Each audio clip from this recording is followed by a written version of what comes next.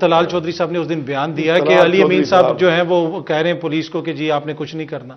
طلال چودھری صاحب پتہ نہیں کس کیپیسٹی میں بولتے ہیں اور جس طریقے سے وہ بولتے ہیں، اور اب تک ان کے جو بیانات ہیں اور ان کے جو اعمال ہیں وہ میرے خیال میں مشیر داخلہ ہیں سر وہ ہوں گے. ویسے تو کئی ایسے بنے ہوئے ہیں کہ میرے خیال میں پڑھنا بھی نہیں آتا ہوگا.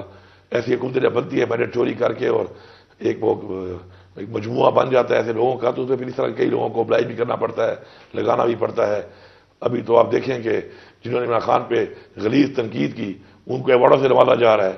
تو جب ایک ملک کا کرائٹیریا یہ بن جائے ایوارڈ دینے کا کہ جو عمران خان پہ غلط تنقید کرے گا، غلیظ تنقید کرے گا، اس کو ایوارڈ دیا جائے گا، تو میں سمجھتا ہوں کہ ان کے بیان میں نہ کبھی سنجیدگی پہلے رہی ہے، وہ نہیں ان کو پتہ ہے ان باتوں کا. خیبر پختونخوا وہ میں ایک اسٹیٹ پرابلم منسٹر ہے انٹیریئر کا، اس کو خود پتہ نہیں ہے کیا وہ چلا رہا ہے انٹیریئر منسٹری. اس کو خود پتہ دفتر جاتا ہے اور آتا ہے اور چائے شائے پی لیتا ہوگا. باقی جو اسٹیٹ کی پالیسیز ہیں اور اسٹیٹ کے جو مسئلے ہیں سر خیبر پختونخوا میں مسئلہ تو ہے نا سر، مسئلہ تو ہے نا صوبے میں. اس پہ میں آتا ہوں. دیکھیے مسئلہ یہ ہے کہ خیبر پختونخوا کے اندر جیسے گندی کا مسئلہ آج سے نہیں ہے، کافی ٹائم سے ہے. اور اس کی جو وجوہات ہیں ان کے اندر آپ تاریخی پہلو میں جائیں